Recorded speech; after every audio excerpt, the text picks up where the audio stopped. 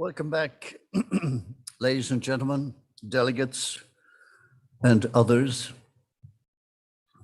Welcome back to the second quarter, to use the football vernacular. Clean energy and decarbonisation in mining is the topic of Christopher Mackenzie from Gilbert and Tobin's presentation.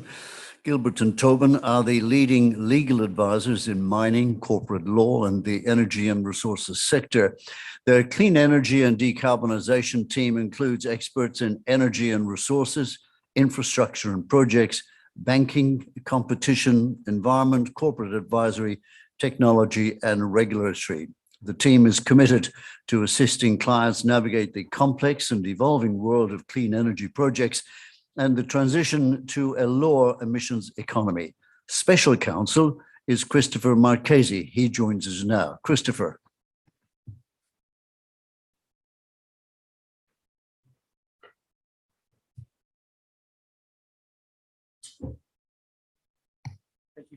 Thank you for the introduction. It's my pleasure to speak to you today on this topic. At present, more than 130 nations, as well as businesses operating in every sector, have set a net zero commitment. However, the latest IPCC report found that the Earth is likely to warm by 1.5 degrees by 2030. And following COP26, the broad scientific consensus is that the world is on a warming trajectory of at least 2.4 degrees by 2050. The world now embarks on a global energy transition that will cost in excess of $10 trillion. So why is this relevant to mining? McKinsey has found that mining is currently responsible for 4 to 7% of greenhouse gas emissions globally, with a significant share, approximately 28%, comprising Scope 3 emissions. Somewhat ironically, recent comments from the chair of Tesla appear to highlight the opportunity for every mining company in this room. She noted, each electric vehicle contains an estimated $5,000 worth of minerals. And Australia is the only country in the world with resources in all three of the critical battery metals, as well as other mining minerals required for the clean energy transition. In 2021, we now see that the private sector is setting aggressive decarbonisation targets in order to obtain finance, retain and remain relevant to shareholders, and operate with a social conscience and licence. What this means is that change is and will continue to be driven by industry. Here are the decarbonisation themes from the mining industry that we have identified in the work that we've been doing at Gilbert and Tobin in 2021. Since the beginning of the year, and recently culminating in the outcomes of COP26, global pressures from trade partners, investors, community, and regulators have accelerated the shift towards a zero carbon economy. It's clear that the urgent need to reverse the impact of climate change has forced every industry across the globe to transition. This paradigm shift, which in the mining industry began in early 2021, when Fortescue brought forward its net zero commitment by 10 years to 2030, has now become the convention. There is now widespread recognition that the need to decarbonise has a high impact on attracting capital, delivering investor returns, continuing future growth, and maintaining a social licence to operate. But ambitious targets are nothing without a corresponding credible and sustainable plan to achieve it. As a result, clean energy and decarbonisation is now transforming mining. Net zero commitments are the new normal for leading companies. By way of example, all of these companies, in addition to others such as Vale and Anglo American, have effectively set net zero by 2050 targets. Whilst the pathways differ, and emissions reductions vary in timescale and level of investment, emissions reduction in mining is now underway. And due to the lead time of major projects, plans for carbon neutrality must be reflected in the capital investment decisions to be made in the next 1 to 5 years, as they will result in the mines of the future taking shape by the end of this decade. For other mining companies, climate change is inspiring a new purpose in mining. The messages being delivered are no longer about extracting product and sending it on a ship, which is obviously core, but the forward thinkers are believing in a green energy future, pushing boundaries to make life better, producing clean energy for a better tomorrow, believing in the power of people and its collective capacity to decarbonise the world. In this regard, 2021 also saw the emergence of a new term about the risk of paying lip service to decarbonisation and net zero goals. Sometimes referred to as greenwashing, talk without action will only lead to allegations of greenwashing. In this way, the company's reputation will hinge on its actions to eliminate, reduce, and mitigate emissions. Doing that will require a strategy across all aspects of the business and value chain. To deliver on decarbonisation, a credible strategy must be integrated in both strategic and operational decision-making. Not only does it need to comprise a clear plan to eliminate, reduce, or mitigate, corporate climate change policy must permeate every aspect of the organisation, including having a sharp focus on supply chains, corporate governance and risk management frameworks, and an emphasis on the role of human capital who will implement the radical changes to reduce emissions in mining. And with the advent of green financing, the focus will become more embedded further, where funding and the cost of such funding will also be linked to those outcomes. When looking at the emissions profile of a mining company, the key challenges are consistently centred on investment in renewable power generation, supported by battery technology to replace existing diesel and gas-fired stations. Advancements in wind and solar technology over the last decade mean that renewables are now the cheapest form of energy generation, cheaper than coal and gas. Having said this, batteries are still comparatively expensive, and the challenge is one of scale, deploying large solutions year on year to drive down costs further. Fortescue talks about its plans to rolling out renewable projects, just like meeting its annualised iron ore production targets. And Rio Tinto has just committed $2 billion to power its Pilbara operations with renewables. The other main aspect is about reducing reliance on diesel fuel by replacing diesel engines in trains, ships, and heavy mining equipment with a zero carbon option. Whilst the jury is still out on the technology to replace diesel in the ultra-heavy fleet space, companies like BHP and Rio are optimising mine design for in-pit crushing and reduced haul distances to enable electrified fleet. However, heavy fleet may well be the perfect use case for green hydrogen, as currently being trialled by Fortescue. Much like the planes of the future will not be powered on batteries, that may be the same for these heavy fleet. We're also seeing innovation in hybrid off-grid power systems to power exploration drilling rigs, in addition to hydrogen-powered ones that Fortescue is also trialling. The point to be made is that the technologies which are now being proven at scale will be core to the mines of the future. Increasingly, we're seeing global demand for supply chain sustainability. Mining companies face a challenge to both improve their understanding of supply chain emissions beyond Scope 1 and Scope 2, and to work with end users to reduce these Scope 3 emissions. For companies like FFI, there are innovative solutions to this. They intend to supply over 15 million tonnes of green hydrogen annually by 2030. As it predicts, renewable hydrogen will become the most globally traded seaborne energy commodity in the world. But this is unlikely to be the silver bullet for the mere miners out there. All of these proposed reforms and market conditions that are demanding transparency and accountability within supply chain, such as the so-called carbon border adjustment mechanisms, certification of origin schemes, the EU RED II, as well as carbon tariffs, will impact primary producers like Australia enormously this decade. It will be imperative for miners of the future to respond to the demand of global consumers for supply chain sustainability. It may be the difference between retaining customers or being a diminishing supplier in a global marketplace. In 2021, the combination of market leadership and market pressure has led to a deluge of corporate commitments to net zero by 2050. By our last count, almost 70% or 34 of the top 50 ASX listed companies have made a net zero commitment. Against this backdrop, the ASX and ASIC have endorsed a TCFD framework for assessing, managing and disclosing climate change risks. This framework guides mining companies to assess such things as the implications of changes to the diesel fuel tax credit or pass-through costs from suppliers. Often we're seeing the tax credit being removed from cash flow models and internal carbon price being applied in the evaluation of climate-related risks and opportunities. Other risks being assessed are the potential for changes to law or policy, such as the introduction of a carbon price, environmental license conditions, or stricter water regulations which may destroy the economics of a mine plan.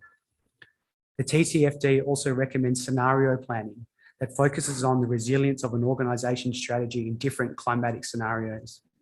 That is, are the mining operations aligned to the best case and worst case climate pathway? Not only is an assessment of the risk of mining in a 2.4 degree world required, that same assessment is required of mining in a 3 to 4 degree world. That is all of the mining we do today possible in a hothouse planet that is characterised by more extreme weather events and the chronic impacts of increased temperatures? Rather dauntingly, the answer to these questions does not always appear to be yes. Because the answers to these questions may soon be critical to a FID for a mine of the future, it is never too early to consider these matters in mine planning, development, or acquisition strategies. It is now the message of our corporate regulator that net zero commitments fit squarely within the existing framework, which requires forward-looking statements that have a reasonable basis.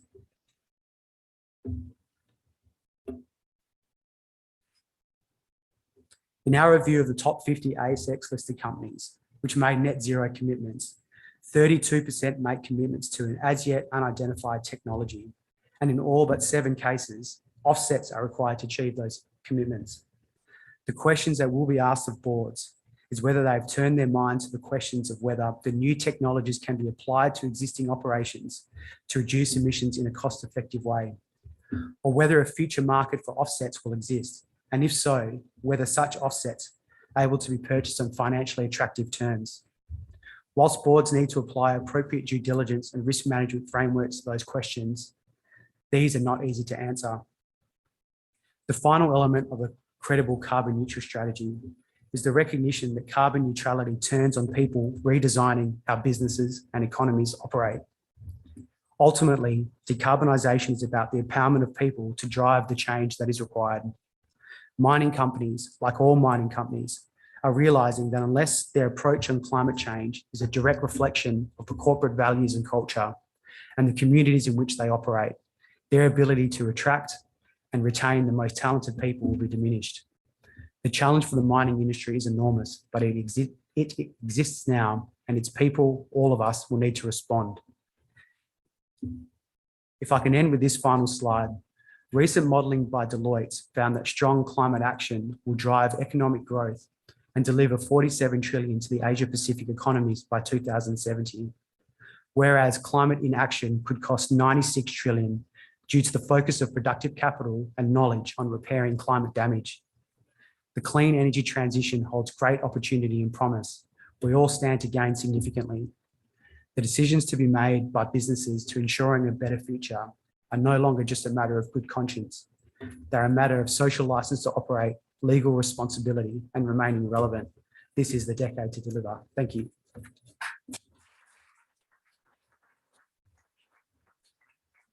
Thus speaketh Christopher McKenzie.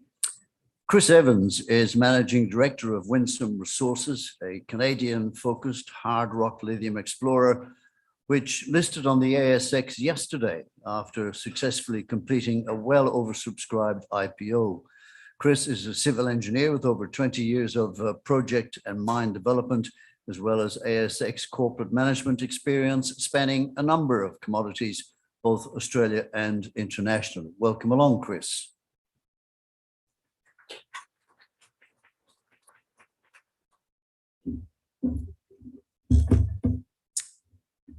Thank you for the kind introduction, and good morning, everyone. Thank you for your time today.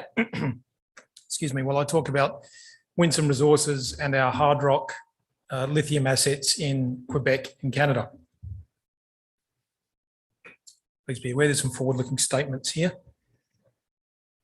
I added this slide just last night because we were extremely pleased yesterday to list on the ASX after a very heavily subscribed IPO. A spin-out process from previously owned ASX assets. Over a period of about 6 months, we aimed to raise between 12 and 18 million dollars, and we were offered quadruple that at least. So it's really encouraging to see that, and it's a great platform upon which to present at this conference today. We closed yesterday at about 26 cents, and I think we're up to about 31 cents today. So thank you to the vertical events team as well, to Stuart and Jackson for organising this. I think it's fantastic for us all to be able to get back together, meet investors face to face, and really talk about all of our projects. Like most of presentations like mine, there's quite a bit of technical information about the company in here today, but really I'd like you to take away 3 things out of this presentation, if nothing else. And those 3 things are that we have the right commodity in the right jurisdiction and we've gathered the right team together. And I'll take a quick moment to talk about that, because those 3 things are really what encapsulates Winsome Resources as a company. By right commodity, of course, lithium. Many of you know about lithium. It's there's barely a hotter commodity on the market at the moment, but ours is a little bit different, and it's the quality of the lithium. So we have hard rock tenements, which are relatively easy to get into production as compared to a brine. They're relatively low capex and quicker to bring into production as well. And of course, generally have a lower ESG footprint. And ours as well is a very high grade. We've got 3.7% lithium oxide at our Cansett project from the surface up down for an intersection of 17 metres. So we've got the right commodity, but the right type of that commodity as well. The right jurisdiction, I find it hard to think of a better jurisdiction in which to be establishing a lithium project at the moment than Quebec. The government's extremely supportive. We're well serviced by infrastructure.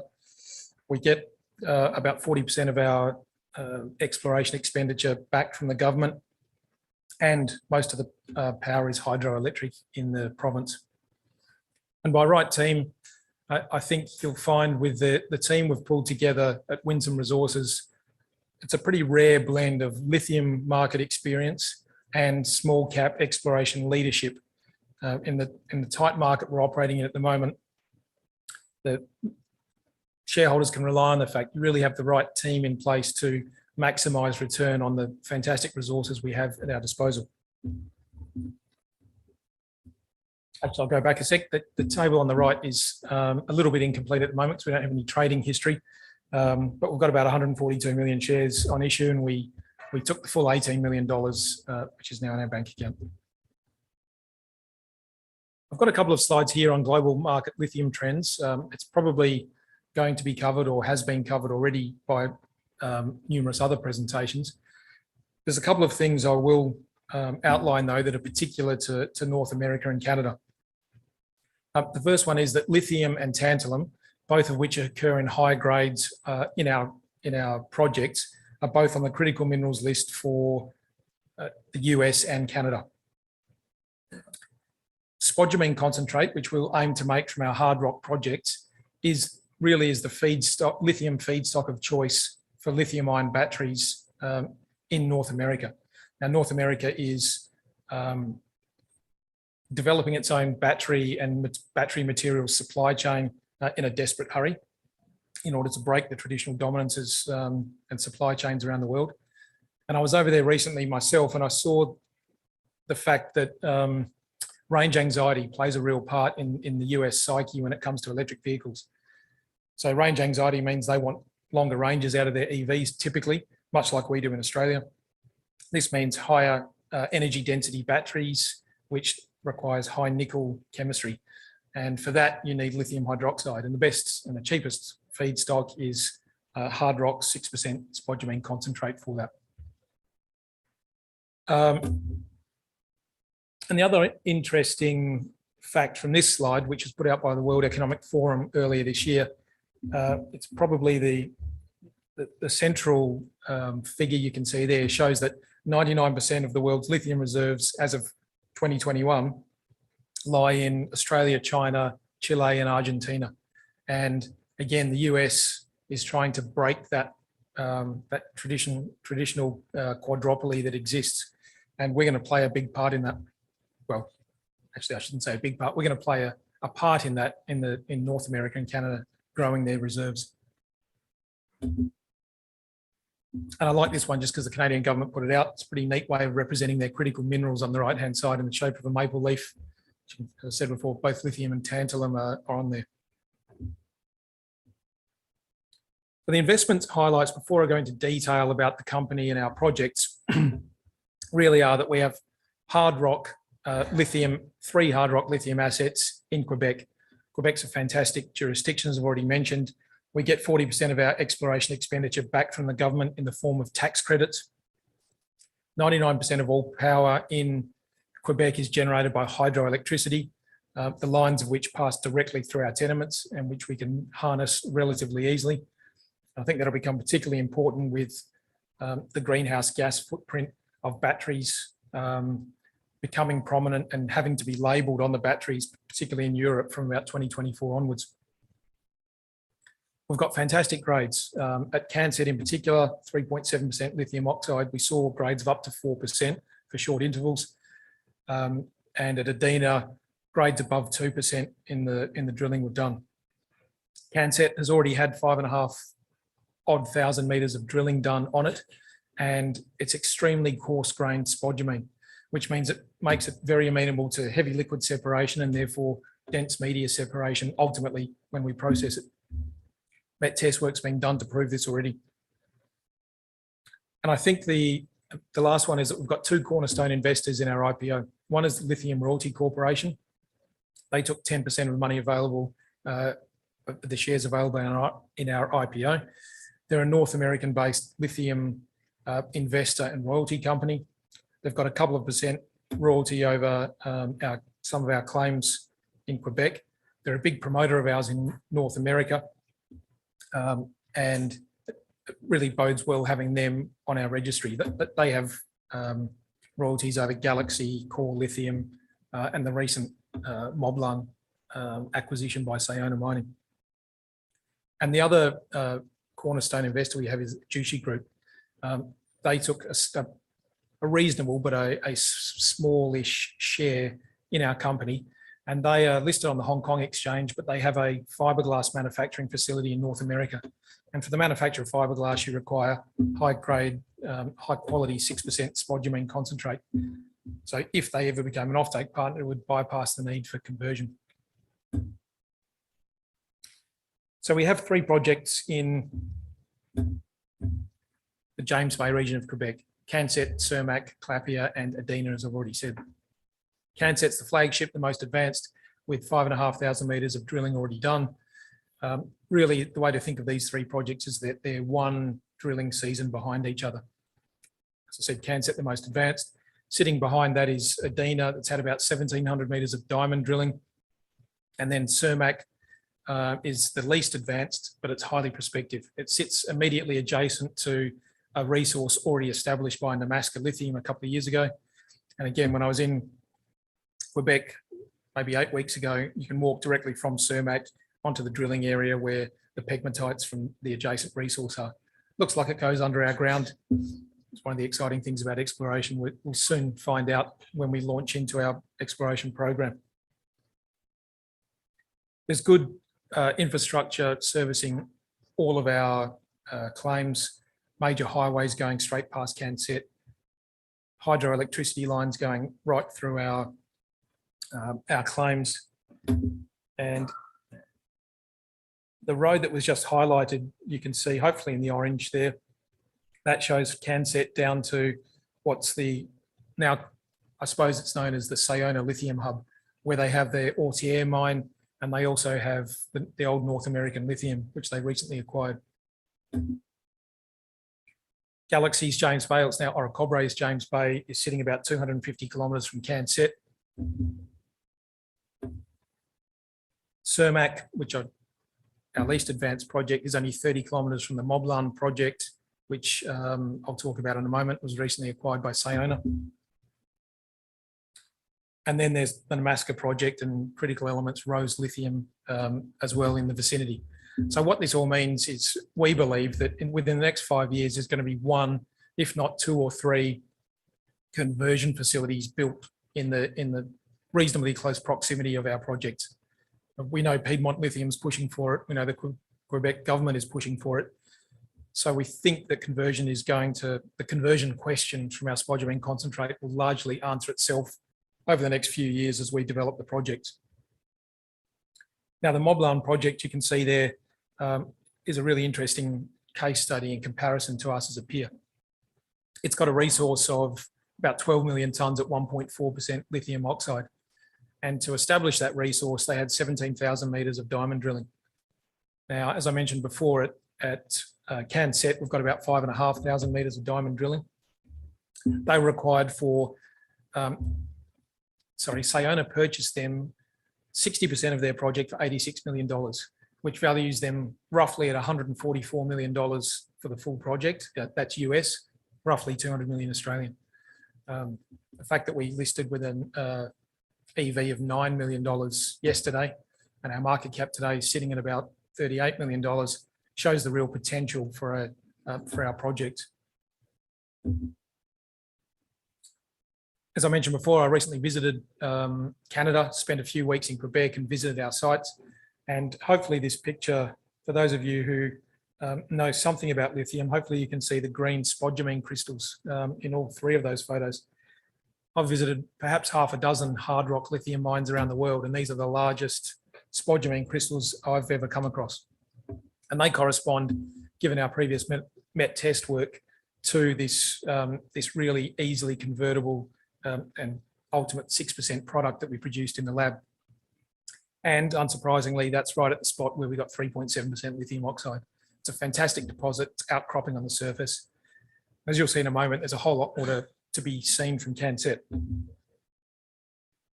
So I'll largely skip over this. This shows the modelling that we've done. So that 5,500 metres of drilling has led to good modelling. The green is 1% lithium oxide, between 1 and 2, and the purple areas are over 2% lithium oxide. So you can see we've got two main pegmatite dikes essentially lying fairly flat next to one another, and we've got a whole lot more to find around Canset. If I refer you to the inset first, the colourful inset, that shows the magnetic flyover we've had done at Canset, and then the little dots are the drilling that we've done. So you can see that the pink seems to correspond to pegmatite anomalies, and we've drilled all along that to get those previous models that I showed in the last slide. The magnetic flyover was done over about a dozen of our claims, which you can see in the larger bottom right-hand picture. And we've got 395 claims in total at Canset. So our first job is to compile all the data we have, obviously fly more magnetic geophysical surveys over the entire 395 claims, identify those similar anomalies and continue drilling. There's again a bit of perspective. What we've looked at and drilled and surveyed at the moment, and we've got all the remainder of those claims you can see. I talked about the team previously. I'll briefly brush over us. I've got about 6 years of lithium experience, as has Dr. Qingtao Zheng, who has traded lithium between Australia and China. Justin Boylston has a great deal of leadership in small cap exploration companies. And Peter Yu sits on the board of other ASX listed companies and likewise has a lot of leadership experience and ASX compliance experience. So from here, we are going to begin 18 months to 2 years of intensive exploration work over all 3 of our projects.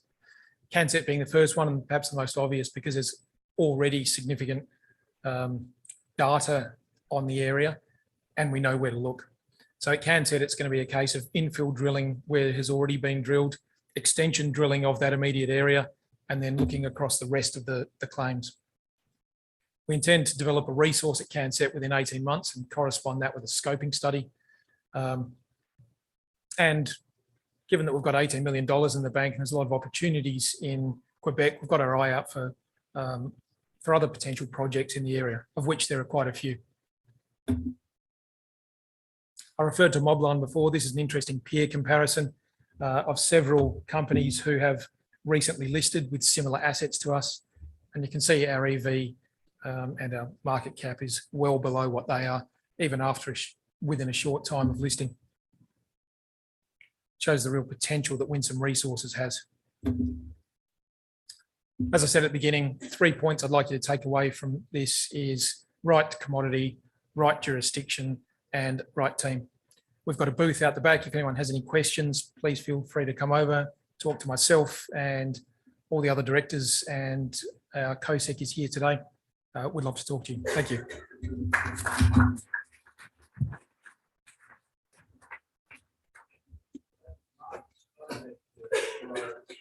stage, let me tell you that Tietto Minerals Abuja Gold Project is on track to be West Africa's next gold mine.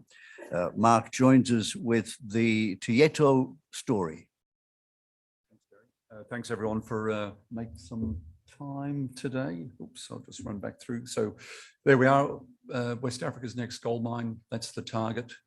It's a very simple story. We'll walk you through it. Obviously some forward-looking statements, and we'll just get through to the next slide there. You're getting onto the story at a very interesting time. We've been able to get the funding, so we're funded through to production. We've just recently announced an equity capital raise there for 85 million. It'll be done in first tranche is in, second tranche will be in just about the middle of January. We've signed up with Taurus, who are very experienced in delivering debt finance for companies like ourselves into West Africa. That was announced. We also announced a DFS on the 5th of October. So you can see from 5th of October to 22nd of November, we've been busy and we've taken a huge amount of risk out, and we've got line of sight on building this project. We've got a growing resource, and I'll talk about how we're going to try and improve on that and continue to grow it. We've also, importantly, been able to secure, we think, probably West Africa's best build team. We've got Matt Wilcox and co. That had just come out of Sanbrado, did a fantastic job for Richard Hyde.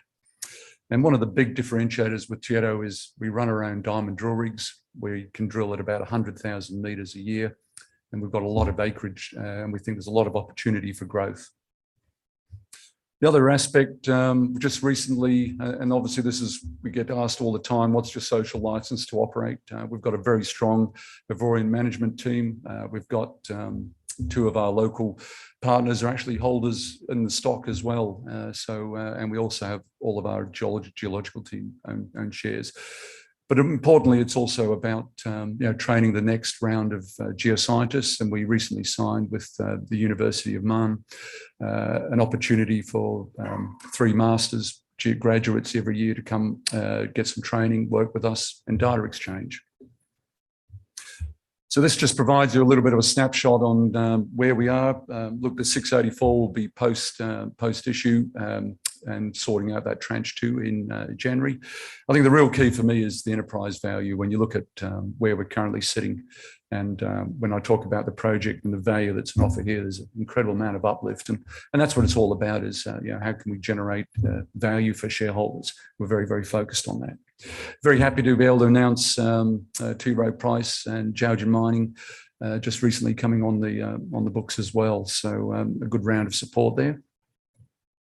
In terms of just some of the key snapshots, of very strong gold production. You look at there, the first year, 260,000 ounces at, was it just under 651, 6 years at 804 for 200,000 ounces. And I'll show you a little slide just on how we're able to do that. Open pit mining reserves are up to 1.45 million ounces. We've got a life of mine plan, including some inferred, of 1.7 for about just over 10 plus 1 or 11 years. And we think there's an incredible amount of opportunity to be able to increase and grow that. Strip ratios, it's simple open cut mining. So it's relatively straightforward. Many have done this before us. In terms of some of the key aspects there, you can see, and that was really the key there. When you look at the NPV of the project, we're currently 88% owner of that. The government holds 10%, which is typical in West Africa, and our 2 local partners holding 1% each. CapEx, 200 million US, including contingencies. That CapEx includes tendered costs from mining contractors operating in Côte d'Ivoire and West Africa, and also on the build side, we've actually got, we purchased our own mill that's been refurbed. We've also completed tender packages for equipment. So these are real-time numbers, very well understood. And importantly, we've got the funding in place there. We've got that equity component. We're working on spending that now, and we're working through the technical DD with Taurus. So we're on the way, and we're targeting gold in 22. So I'll talk about that. So a little animation, look, it's running off there. So importantly, the mining strategy is mine the high grades first. That's the red area you can see. Mining faster than the mill. So we're bringing high grades forward, putting lower grades on a stockpile. And where possible, you would have seen there that we're leaving waste behind if possible. So we've got a stage cutback strategy. It's very, very conventional open pit mining. That's a little just showing you that gold production unashamedly front-ended. So the first 6 years, very strong, that 200,000 ounce. You can see the dark red showing the indicated mineralization that makes up that ore reserve. We've had very good success at converting the pink colors, which are inferred material, into indicated. From year 7 onward, we see a lot of opportunity to be able to increase that gold production to that 200,000 target. That's those little red triangles. And that's coming from regional exploration, from potentially we do see the opportunity for underground at the later stages, and also just simple extension along strike. Recently released some results on that as well. Just to give you a bit of a feel for where the production sits in the project, definitely sitting in the top 20 there. You can see just over, got the obviously Sanbrado, that was built by Matt and the team, have been incredible success for shareholders of West African. So it's looking at 280,000 ounces. So our first year at 260,000, and that 1 to 6, 200,000 ounces. So yeah, that's the key now, is get that built, and that's what we're running ahead on. So very, very simple project. We've got some fantastic metallurgical properties, very high recoveries from gold. Gold's the cheapest form of gold of recovery you can have. The ore is very soft, including the fresh ore. It's between 10 to 20 bond ball index. To give you some context, typical West African ores can range from 19 to 21, 22 kilowatt hours. That's a measure of how much energy you need. So obviously the less energy, the less it's going to cost. Got access to very cheap grid power at Deloa. We're building a 32-kilometre power line to access a 90 kilovolt ring main feeder. Power in Cote d'Ivoire is very cheap. It comes mainly from hydro. It's about 12 cents a kilowatt hour. To put that in perspective, if we were using an off-grid HFO, we'd be looking at between 25 cents a kilowatt hour. We have environmental, we have mining license. We're working through the mining convention. We're actually breaking ground, so we've cleared the area for the process plant. And Matt and his team, as I said, we've got the mill, detailed engineering is well advanced as well. So that's Matt. He hates me talking about him, but he and his team have got a fantastic track record. We're very, very happy to have him on board. Just freshly come from Sanbrado, which was ahead of schedule and under budget. Incredible success story. And as you can see there, he's done it before with the Russians, Nordgold, Bissa and Bully. One was a CIL, one was a heap leach. And he also built a heap leach plant in Siberia, which he said was the hardest job he's probably ever done. And I don't think he's too keen to go back. Got the team, the key people, Guillaume, Hesbon, Danny and Beatrice, and they're on site and working away, making sure that we can get this first gold out by the end of next year. Gold standard. Look, execution in West Africa has been exemplary compared to some of the examples that's happened here. And I think you're held to a higher standard. And what we're showing there as well, we borrowed this from Orezone, but 3 projects in bold, you can see. It's been built by Matt and the team. They're working for us. So we're very, very happy to have them on board. And hopefully we can do that as well. In terms of the opportunity to grow resources, we've got 3.35 million ounces. We see a lot of opportunity to be able to build on that. We've got a great land package, which I'll show you for the regional exploration. We're also taking further risk out. We're doing some drilling on converting indicated to measured.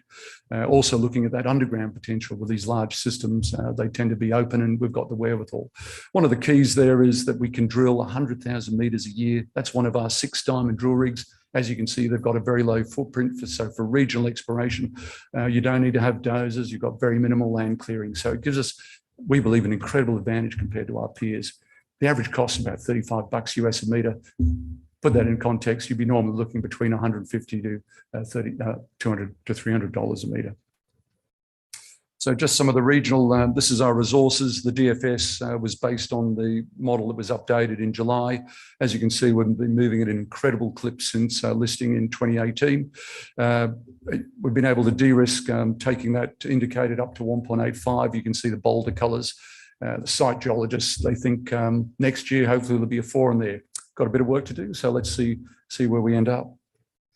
So that's some of the results from the infill program. We're looking at taking that resource model. The indicator was based on 50 metres down to 25, covering the first 2 years of production, so further de-risking, and that covers about 120 metres vertical. You can see some absolute cracking grades there. So as we've been going, it looks like it's doing exactly what it should do. Underground opportunity, the DFS pit's 330 metres vertical, and you can see there they've taken a list of some of the drill intercepts. Definitely the right tenor for underground. Importantly, the system's open. We've drilled the deepest hole was 720 metres downhole, covering about 650. We're looking to try and put about 5,000 to 6,000 metres of drilling into that, and those drill results will be coming out into next year. So we've got some rigs working on that now. Regional exploration, probably a little bit hard to see on that little map. We've got 70k of strike. We own 100% of the tenement in the south, and we've at 55% there on the northern tenement. Importantly, right around the resource there, you can see the blue polygon. That's where the mining license is. Got 20 targets there. That we can see that we're currently testing at a range. Importantly, it's to have this pipeline. Not all of them are going to work, but we see a good opportunity. Ultimately, we're going to be busy for many, many years drilling away and growing resources. So that's a timetable. Finance, as we said, that's done. We're just working now through the DD with Taurus. The plant, we've purchased a mill. We've got steel for the power line. That's on water and due for delivery. So we're not very orthodox. We've run very, very hard. To give you some, recently we had a contractor that had been thinking that they could do some work for us, and they were just blown away by how quickly we're able to secure the funding package. Time is money, and it's very important that we are able to deliver on that plan. First gold, end of next year. Matt and the team are pushing very, very quickly. Detailed engineering's at around about 75%. Obviously, all the mechanical equipment, steel, that's all tendered, so we know the prices. Transport, logistics, that's locked away.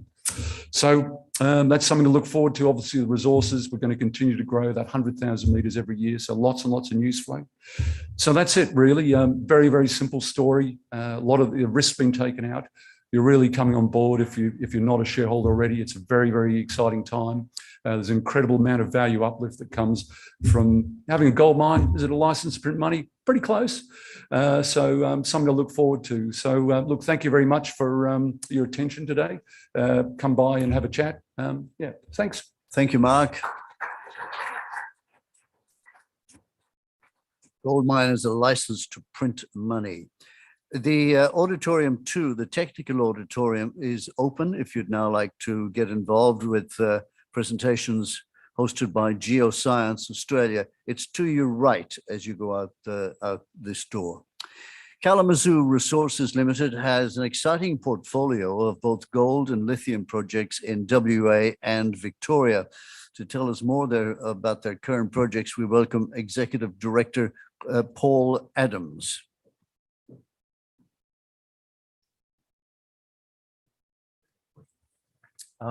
We'd just like to thank the organisers, Vertical Events, their assistants and their helpers, and of course all the sponsors for today's event. Today I'd like to take you through the highlights of the Kalamazoo story, which really is centred around our gold and lithium projects in Western Australia and our gold projects in Victoria.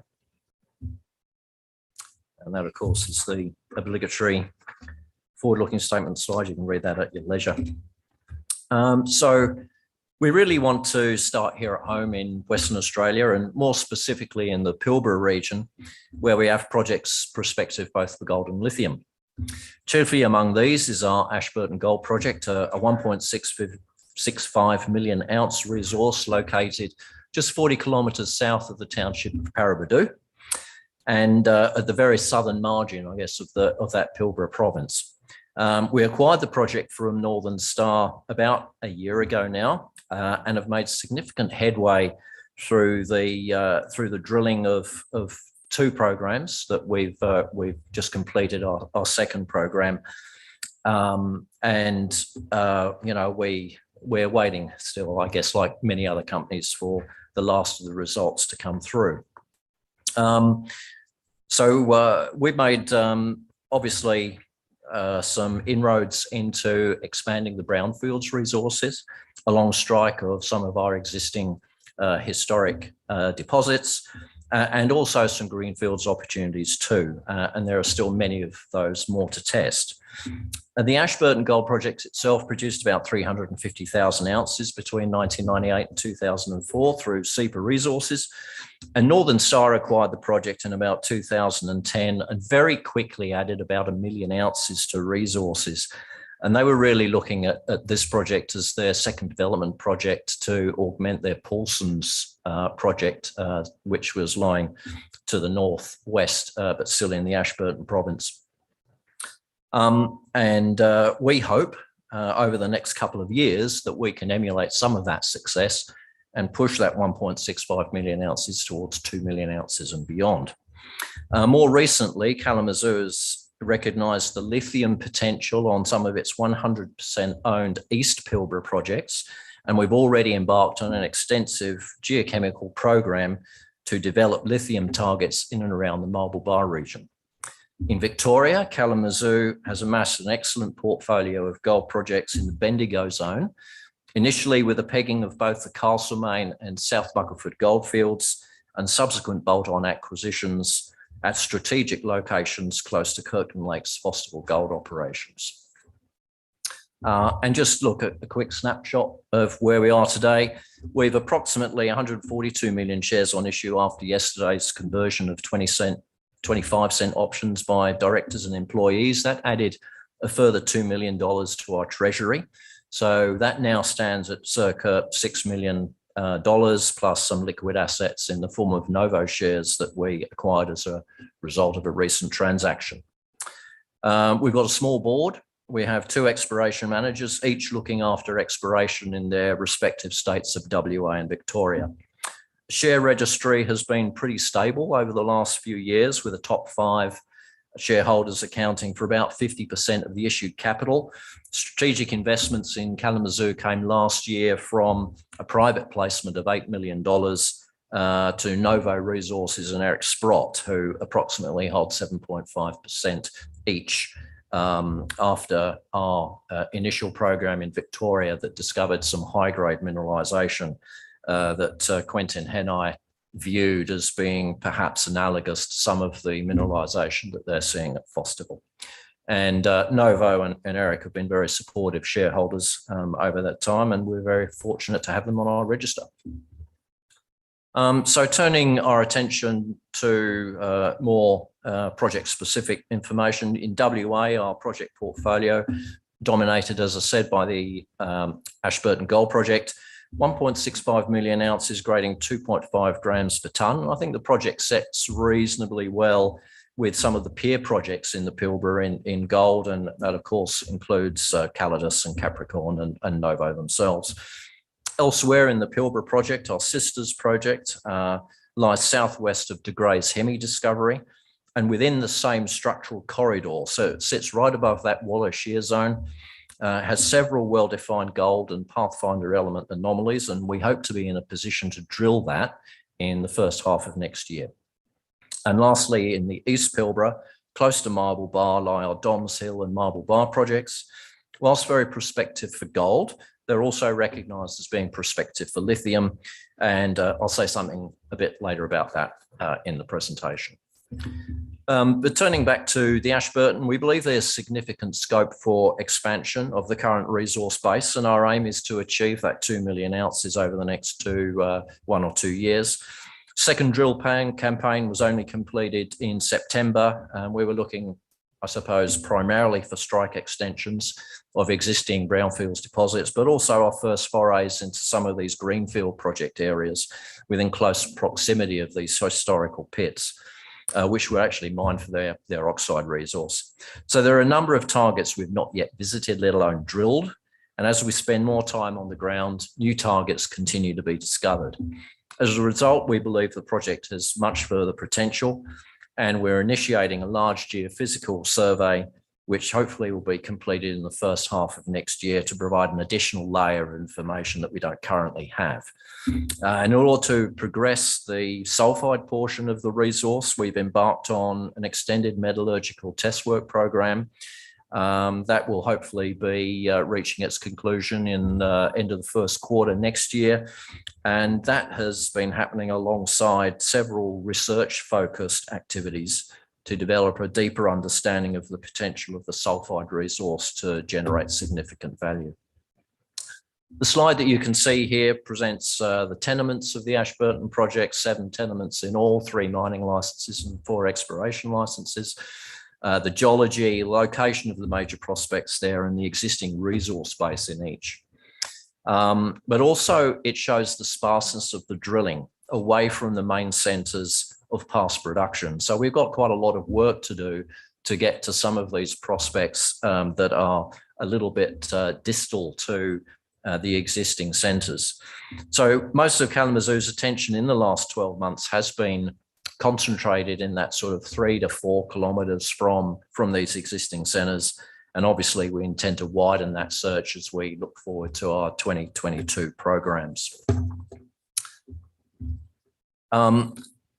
Early success was certainly seen in our first program, and that was centred around the War deposit. Some extensional down dip and down plunge drilling intersected some really nice widths and nice grades of gold, pretty typical of the War style of mineralisation in these quartz ironstone units. We've now extended mineralisation in that area over a strike length of about 2.5 kilometres along what we've now termed the War zone, for want of a better term. But perhaps more exciting in this location is the recognition of further anomalism in this characteristic siltstone unit that plays host to this type of mineralisation. And we've got 20 kilometres of strike of that going all the way around the margins of the Diligence Dome. Now, many of those anomalies are yet to be drilled or have only had very sparse drilling in them. So that's going to be an additional focus for us next year also. We had a program, as I say, recently completed. We discovered further shallow gold mineralisation at War West and early indications at Annie Oakley, where we found some gold mineralisation in shallow dipping conglomerates, some of which this highlights the potential of further discovery in this region. The shallow dipping conglomerates are pretty characteristic of the main mineralised zone at Mount Olympus, and we've got 1 million ounces there already. So we think that there's pretty good prospectivity in this particular area. Turning very quickly now to our lithium projects, they're at a rather formative stage. And look, you know, there are plenty of other companies that have already talked about the lithium thematic, the battery thematic. So I won't really say much about that now. You're pretty much fully aware of that. In terms of the projects, East Pilbara, Kalamazoo, we've got 2 main project areas, Doms Hill to the northwest of Marble Bar, and our Marble Bar tenement package itself immediately to the east of town. Both projects are 100% owned by Kalamazoo, and Global Lithium actually hold some of the ground to our immediate north, and they of course got their 10.5 million tonne Archer deposit immediately north of our tenement package. Both these packages are also prospective for gold, and we've already completed a 4,600 soil sample program at Doms Hill. The results of that program are currently being finalised and evaluated, and we hope to say something more about that in the coming weeks. Similarly, a 3,800 sample soil program is now underway at Marble Bar, and we hope to have results from that program sometime in January or February. This slide really shows the magnetics and locations of the regions, the major lithium deposits, and note the similarity in the geology and the structure at Doms Hill and that of Pilgangoora to our southwest. I'm not saying that we've got Pilgangoora, but nevertheless, there's potential at Doms Hill to host a significant deposit there. And note the white outlines that denote the Goldilocks zone, that region that sits adjacent to the granitoids, where, you know, obviously the source of the lithium seasoned tantalum fluids that form these economic pegmatites. So Kalamazoo intends to drill an initial 5,000 metres across several interesting targets during the first half of 2022, both at Doms Hill and Marble Bar. And quickly, our sisters project, we've identified several targets there which we need to test next year. That again is a long strike from the De Grey deposits. The Wallachere goes straight the way through the tenement package there, and the Wattle Plains anomaly to the northeast within that tenement is probably the most serious anomaly that we have there at the moment. Just turning very quickly to Victoria, we focused our acquisition strategy in the Bendigo zone and specifically south of the line that sort of denotes the Murray Basin sedimentary cover that occupies much of the northern part of Victoria. Our Castlemaine and South Muckerford gold projects lie reasonably close to Fosterville, and we've chosen that structural setting with the mineralisation in that region dominated by these and hosted in the hanging wall of these major north-south striking fault systems. And unbelievably, even though the fields have been known about and exploited for 150 years, our average depth of drilling throughout our projects is only 137 metres. And much of the ELs that we have pegged have hardly had any drilling in them at all. In terms of what we're looking for, we're really looking for 1 million ounces at 10 grams. It's a stretch target, but I think the ground that we have certainly has the potential to host that style of deposit. And we're applying new techniques where we can. Much of this area has not been the subject of modern exploration. So far, we've identified about 10 targets. Whoops, sorry. We've identified about 10 targets in our project areas, and we're working our way through drilling and approvals to provide adequate news flow over the next 12 to 24 months. At Tarnagulla, this is probably the next cab off the rank. It's located to the west of our Muckleford project and to the north of our Muckleford project. It's clearly defined as a linear geochemical anomaly. It's been defined directly to the north and a long strike of the Poverty Reef mine that produced 360,000 ounces at 3 ounces a tonne.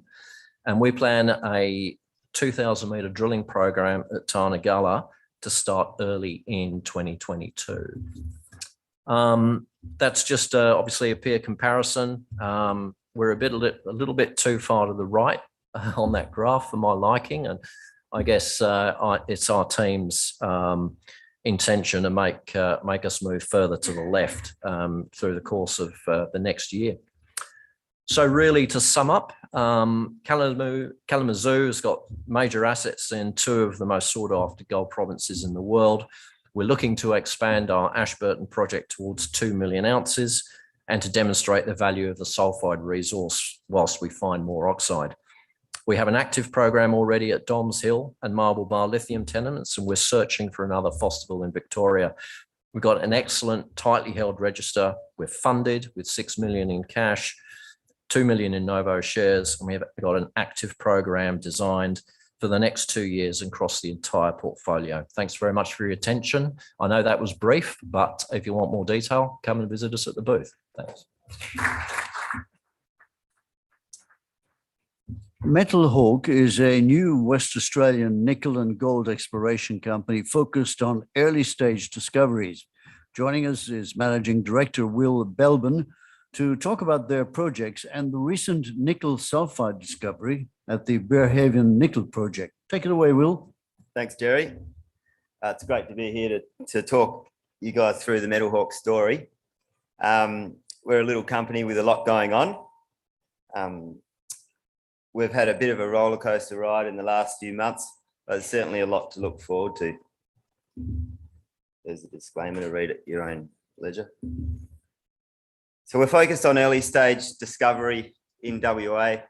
We have a number of highly prospective gold and nickel projects. Since listing last year, we've provided our shareholders with a lot of news flow and a lot of excitement. We have a strong pipeline of activity, and we're primed to build on some of our excellent results and follow-up targets for a big 2022. So we've got projects in the goldfields and in the Albany-Fraser regions. WA is the best place to be in my opinion. Almost all of our work to date has been in the Kalgoorlie region. But what you'll see in the next 12 months is an increase in activity down south, especially from our joint venture partners who are really starting to ramp up. We have an earn-in agreement with Chalice, who are demerging the Viking Gold project into Falcon Metals, which will be listed in the next few weeks. They're planning to get out to Viking in the early part of next year to start an aggressive RC program. Also, our joint venture partners, Western Areas, are really starting to get things moving. They're currently RC drilling out at Kanowna East, and they've got plans to get down into the southern part of the Fraser Range next year for that first drilling program. And these joint ventures really enable Metal Hawk to focus on sort of two to three projects. The JVs enable us to effectively fund exploration across an expansive portfolio without diluting shareholders. So having a quick look at our setup, we've got a small team, 3 of us on the board. Dave Pennock and myself, we started up the company a few years ago. And before we listed last year, we were pretty fortunate to get Brett Lambert on board. He's a strong believer and brings a wealth of experience to the team. Our friends at New Exco have been involved since day one. They've helped us put together the right mix of projects, in particular Adrian Black there. Now New Exco have been involved in more nickel sulphide discoveries in the last 2 to 3 decades than anyone else. I used to work for those guys down at Forestania. We did most of the early work for Western Areas. And a lot of, some of these early relationships have helped us get Western Areas on board as a major shareholder and a joint venture partner. We have a tight capital structure, under 55 million shares on issue, and we've got as much money as we had when we listed 12 months ago. So we're in a great position to make more discoveries. And you can see what happens when you do get a big sniff of nickel sulphide. Unfortunately, the market didn't really enjoy the downhole EM results. So our Goldfields project is really our bread and butter. We've drilled over 700 air core holes across these 3 projects in the last 12 months, with several follow-up programs in the pipeline and in the works. We've completed our first RC program at Kanowna East, where we've hit high-grade gold, and we've also made a significant nickel sulphide discovery on our consolidated Bearhaven project. Our JV partners, Western Areas, have completed an extensive air core program up at Emu Lake, and they're now RC drilling out at Kanowna. They'll be drilling out there till the end of the year, and with plans for a lot more next year. The Bearhaven project, we're about 20 k's east of Kalgoorlie. We've got a seal road that goes all the way to the tenement. We're only 2 k's north of the Blair nickel sulphide mine, which produced over 30,000 nickel tonnes up till about 15 years ago. Previous exploration has focused mainly around the Blair mine and to the south. What we like about Blair is the high tenor nickel in the system. The massive sulphide typically ranging between 7 and 12% nickel. So that's really what we're targeting on this project. We consolidated the project about 4 months ago. We trebled the size of the tenure. We signed a nickel option with Horizon Minerals. And we have now over 90 square k's, which is a good sized project in a bloody great place to be. Only a number of weeks following this option, we made a nickel sulphide discovery about 5 k's north of Blair. So the Commodore Discovery is situated under cover of about 30 metres of strongly magnetic gravels and clays. There's virtually no surface expression of this mineralisation. We were testing an end of hole air core anomaly, going 0.5% nickel, had good copper and PGEs. We hit massive sulphide in the second hole of the program, nearly 6% nickel, which was certainly something that sent our share price in the right direction. So the follow-up drilling at Commodore, we had a pretty good start, over 3 metres of 2.3% nickel. And I guess the key here was that the mineralisation was continuous. The ultramafic looked good. We had the right rocks. Unfortunately, drilling along strike didn't go to plan, and the downhole EM didn't give us any follow-up targets in the vicinity of the holes drilled. But what this discovery really does for us is confirm our geological model and gives us confidence going forward. And this project really is something that's getting the whole team excited. So this is probably the key slide if you're a geology 101 kind of guy. Previous interpretations around the Blair region were of a nickel dome, similar to that at Kambalda, Widgie-Malta sort of thing. Virtually no nickel exploration has been done south of this black line here. We made a discovery in the, if you like, the center of the dome, which has sort of thrown a bit of a spanner in the works for those old models. And for us, it's opened up, or it's confirmed the prospectivity of over 10 Ks of strike on multiple horizons, where we're going to be concentrating our regional exploration. So we'll be hitting this pretty hard with regional drilling. EM, we'll be revisiting Commodore following a detailed sort of structural reinterpretation. So I guess this project here is something that's going to be keeping Metal Hawk busy for years, not months. It's just a project with huge potential. Most of the historical work has been done by only gold explorers, so it's just a great project. Our Kanowna East project was one of our main headlines when we went to do the IPO. We've hit it pretty hard with air core drilling, and we've outlined a couple of broad zones of gold anomalism, high grade gold at the base of a sequence of lake clays and sands. We've only just announced results from the first RC program. We've hit some very high grade gold, 4 meters, 17 grams. We've barely scratched the surface here. We've only drilled average hole depth of just over 100 meters in this program. So we'll be going out with a bigger rig to drill some deeper holes and follow up these results and try and get some more gold in the bedrock. Our joint venture partners, Western Areas, they're currently drilling out on this project at the moment. And I guess this is the main reason, one of the main reasons Western Areas are involved with this project is the 12 K south of one of the highest grade nickel sulphide deposits in the world in Silver Swan.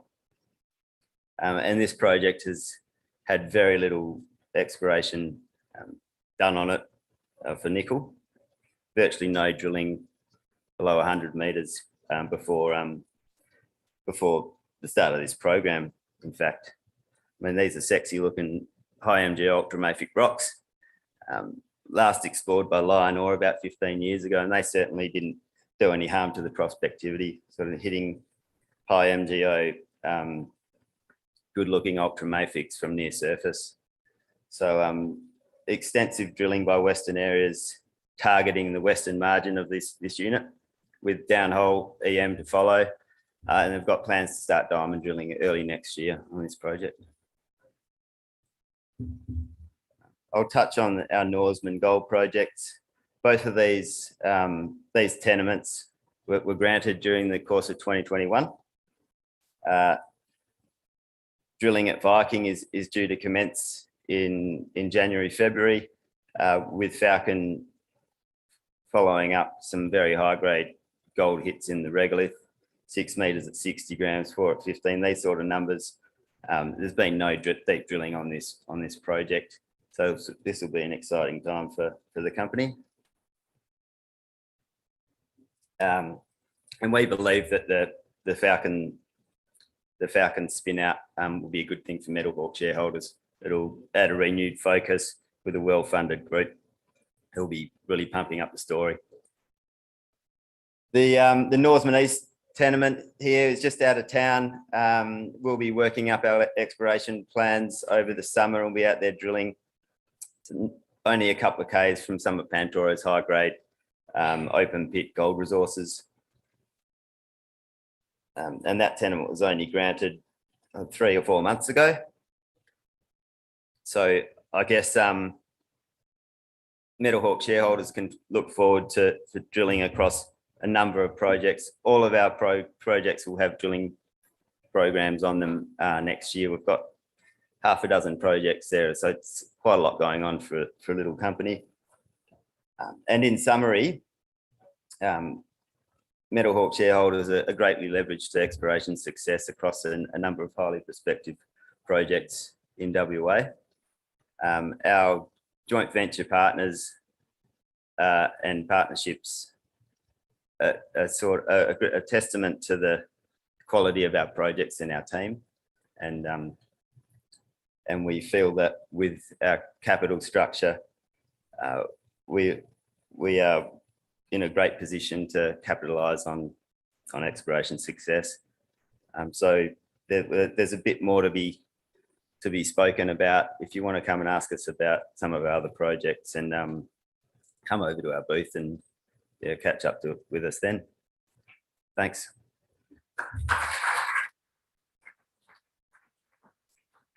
And Will is offering free admission to the booth. We now welcome Jonathan Lee, MD of OZZ Resources, which is exploring mainly for gold around the Kew, Meekatharra and Leonora areas of Western Australia. Welcome, Jonathan. Thank you. OZZ listed about 5 months ago, so we've been the boards for that period of time. We started putting the company together and the project together last year, and our aim overall was to focus on gold, focus on areas that were in the shadow of an operating plant or mills, and also on major structures. And we ended up putting together about we did put together 5 projects in the original IPO, and we picked up another one, which we announced last week at Pinnacle Well. They all fit the criteria. And during the process of doing it, it was quite obvious that owing to the iron ore booms and the other focuses in the last few years, that a lot of these projects hadn't had much work done on them for about 20 years. So it's very encouraging that there are highly prospective areas in Western Australia still up for grabs. And I know other companies have got them as well. But it gives us a lot of hope that we can be successful in our exploration. Since we listed, we've been fairly busy. We completed drilling our first drill campaign at Maguire's and got a maiden resource there, which I'll talk about. We've already also done aeromagnetics over 3 of the targets, and currently are finished soil sampling 1, and are in the process of doing another one as we speak. I guess that's fairly self-explanatory. Our aim is to add to shareholder value by rapidly exploring and turning over our portfolio as necessary. As I said, we've got 6 projects at the moment, and we'll be looking at actively acquiring more. And if any of the projects don't work out, we'll move on.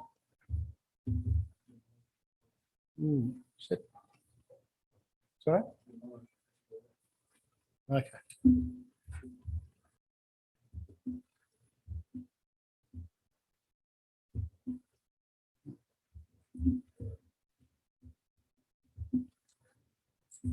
The 3 of our projects in the Kew Meekatharra area, you can, as I said, we're targeting major structures. The Big Bell Fault runs through, or splays off the Big Bell Fault, runs through 3 of those projects, which are Maguire's, Rabbit Bore and Wadabi South. I'll talk about each of those. At Maguire's, we finished a 4,000 metre drill campaign a few months ago. They're the yellow dots you can see on the right-hand side of the screen. We subsequently released our maiden resource a few weeks ago, which is about 20,000 ounces. You can see some of the intercepts there. This area was drilled initially back in the 80s and early 90s on the old prospect structure. Further west, you can see the Maguire's Reward structure, which has had basically no drilling on it. The best intercept there is 4 metres at 19 from one of 4 holes drilled back again in the 1990s. And so the area has considerable potential. That's a cross section of Maguire's of old prospect. You can see the typical sort of grades down hole, and there are some hanging wall structures as well. It dips steeply to the west and plunges to the north. Old Prospect North and South are 2 separate ore bodies separated by about 200 metres, and that area has been poorly tested. And also further north, along the north of Old Prospect North, is another couple hundred metres of untested ground before we run out of tenement.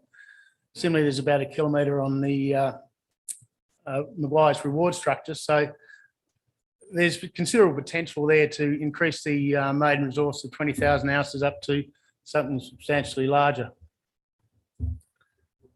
Rabbit Bore, which is about 20 kilometres to the northeast of Maguire's, is a greenstone belt surrounded by granite. The greenstone's about 5 kilometres long. It's got significant structural preparation with the extension of the Big Bell Fault running through it. It's had no drilling on the tenement. A lot of the tenement's undercover. There has been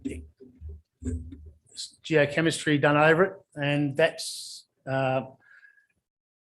shown anomalous, apart from gold in places, nickel and chrome and cobalt as well. So it's a multi-commodity project. We ran aeromagnetics over it recently, in the red ovals there are the anomalies defined by the geophysicists. So we have some targets there. We completed soil sampling there last month, and we're still waiting for results. But I would expect those to come back, and on the basis of that, we'll be looking at drilling this in the first half of 2022.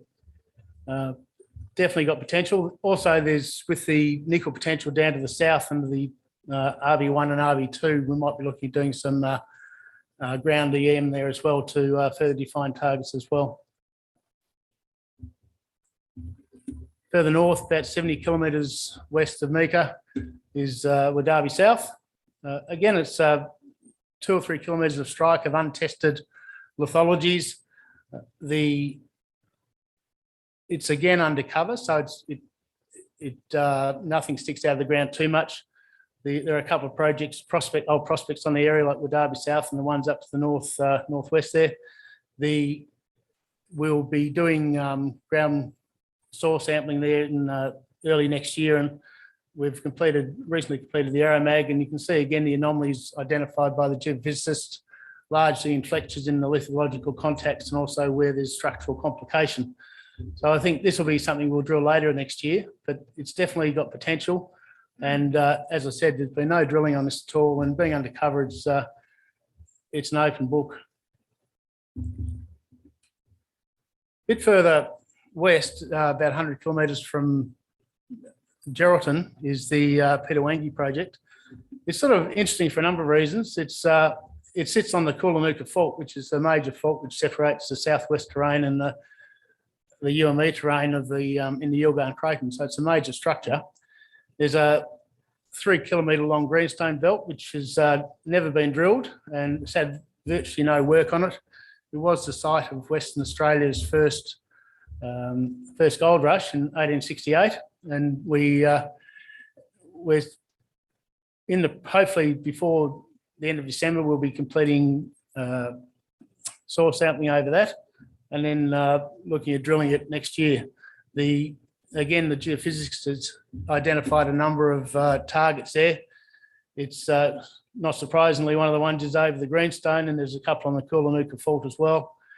The pale yellow bits are laterite cover, and part of the reason the old timers left alone and moved on was there was high water table and despite the number of shafts over the area, it's never been drilled, and it's been left alone largely for the last 100 years. So it'll be interesting to see what comes up there. It could be something significant. Our two remaining projects are in Leonora, just north of Leonora, about 20 k's north. Pinnacle Well we acquired last week, as I announced. Mount Davis was one of the initial projects we floated on. There is obviously very prospective. It sits on some major structure like the Mount George Shear and the Kilkenny Shear Zone.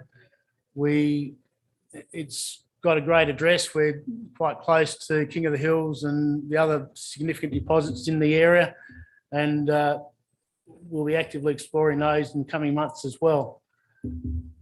At Mount Davis, at the moment, the guys are out there doing soil sampling, so we'll be getting those results back, I imagine, in January. We've done geophysical interpretation, as you can see from the red circles, and on the basis of that, we'll be looking at defining drill targets. The Mount George Shear, which runs down the eastern side of the tenements, is at the north, has a project called Trig, which was drilled in the 90s. It's got about a 10,000 ounce resource on it, which is non-JORC, but we will be, we've got about 4.5 kilometres of that structure to the south with not a drill hole on it, and we'll be looking at drill testing that in coming months. And also a bit further to the west is the Clifford Fault, which again has mineralisation associated with it. It's high grade in places, and we'll be looking at, subject to the geochemistry, looking at selectively drilling parts of that as well. So we should be getting some interesting results out of that in coming months. The Trevor Bore thing, which is just off our project, which is just off our lease to the southwest, was a recent announcement discovery of St Barbara. Pinnacle Well. So we announced this last week. It's about 100 square kilometres, so it's a substantial lease. We picked it up from a prospector who had owned it for 5 years, and when I say prospector, who's a geologist, who's semi-retired. He'd spent a lot of time collating the data, ground truthing, mapping, and he's come up with this plan you can see there. The orangey colour are the interpreted quartz veins. I'll say that's 70% of this lease is undercover, which might be 10 to 20 to 30 metres deep. So there is interpretation in this, but nevertheless, he's collated a lot of the information, or most of it, and it gives us a great launching pad to start drilling next year. Most of the outcrop is in the northern part of the tenement, where the granite is exposed. And as you can see, the veining and the interpretation and the sampling drops off south of that. It's got, again, great structural preparation with the Keith Kilkenny running through parts of it and the Pigwell Graben. And apart from the gold potential, it has base metal potential as well. Jaguar and Bentley are about 25 kilometres to the north on those structures running up to the northwest. There are several gossans on the lease which stick out of the ground and have a substantial strike length, which do have base metal anomalism, and we'll be looking at probably drilling those fairly early on because they're obvious targets and they've had virtually no drilling to date.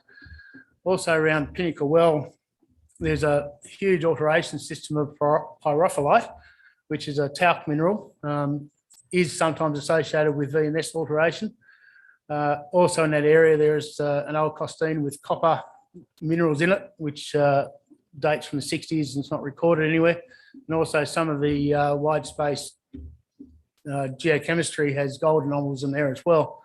So it could be something. It's undercover, we don't know, and we'll be looking at, once we've collated all the geophysics, possibly done some more, we'll be looking at defining the drill targets and getting in there and doing it quite quickly. It was a very exciting project.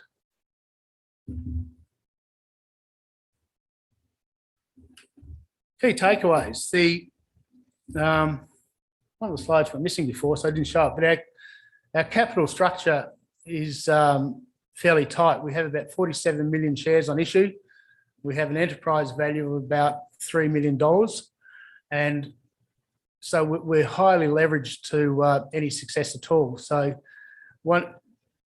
in the next six months, certainly, and beyond that, we'll be looking at doing intensive drill campaigns at least 3 of our targets and possibly 5 of them, or our projects, over the next 3 to 9 months of the next year.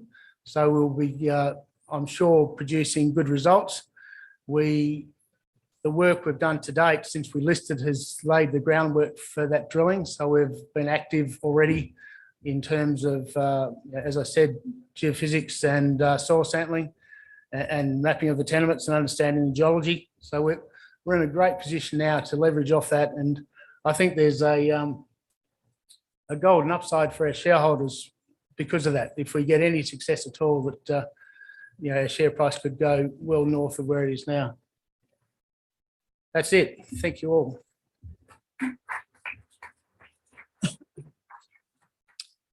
Thank you, Jonathan. Recently, ASX-listed Dundas Minerals has secured a 1,200 square kilometre tenement position in the highly prospective Southern Albany Fraser Origin, commencing its maiden drilling program early next week. The company's exciting nickel and gold exploration journey is well underway. To discuss the project, we're joined by Managing Director Shane Volk.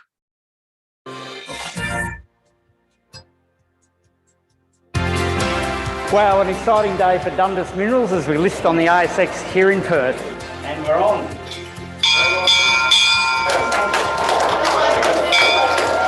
Future will have a drilling program that will commence before the end of this calendar year, which is quite exciting. Strong news flow coming from that. We've also completed some geophysics in the area, and that'll again be very interesting to see the results of that when it comes. It's going to be an exciting journey. There'll be the ups and the downs, but initially it's about our maiden drilling program where we'll be testing the Jumbuck nickel prospect and then moving on after that towards the Kokoda gold prospect. Now we're just finalising the arrangements for drilling at the moment, and as soon as that's done, we'll make an announcement about the timing and the extent of that program. Thank you to our shareholders. We look forward to a wonderful journey.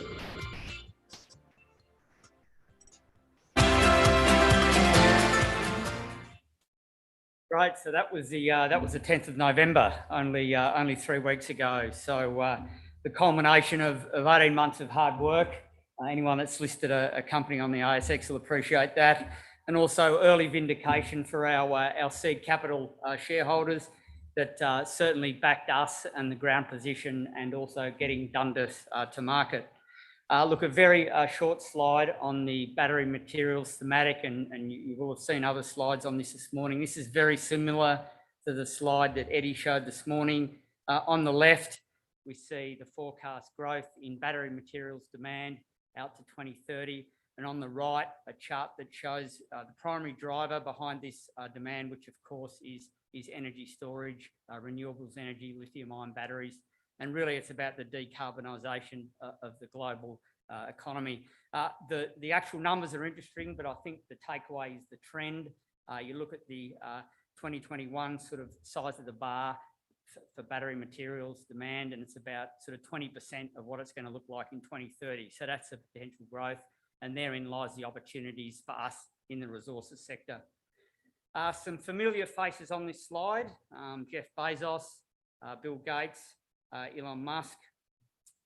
What's interesting and what came to light a few months ago was that Bezos and Gates had backed a US company, Cobalt Metals. And Cobalt Metals is on a global search for battery materials. And it's certainly not the type of investment that you'd typically associate with these tech entrepreneurs. And I think what it does is it really validates what's going to happen for commodities such as nickel and copper in the future demand for those. These gentlemen are all about making money, and they're renowned for getting in at the head of the curve. And I think this is what they're doing in the case of battery materials.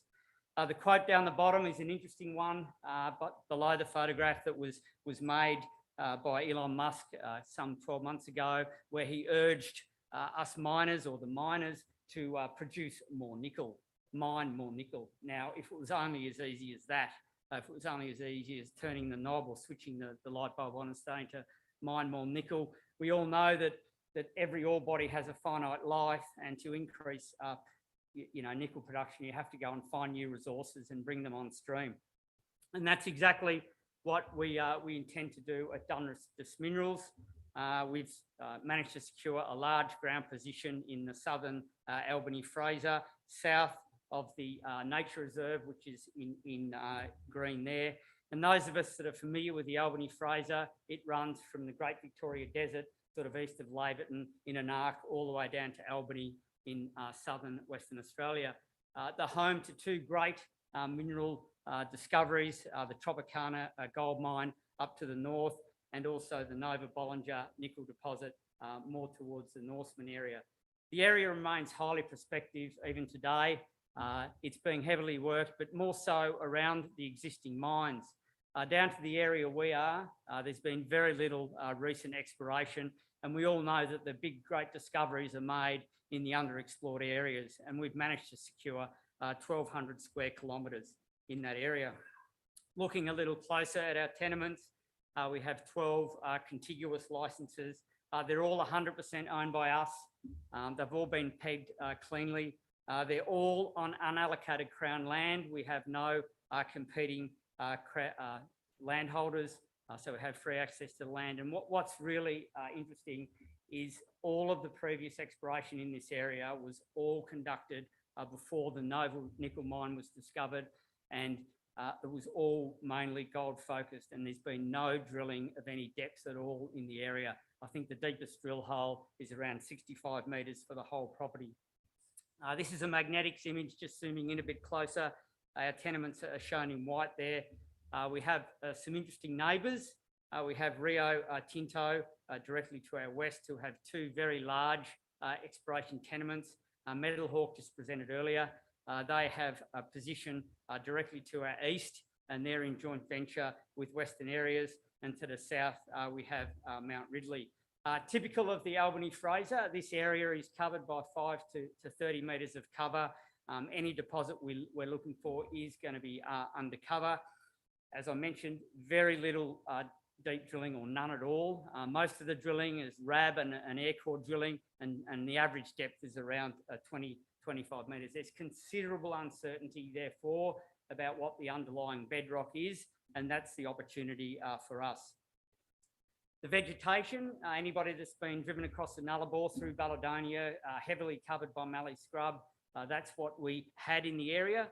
We've certainly benefited from large fire events that happened in the Esperance area some 2 years ago.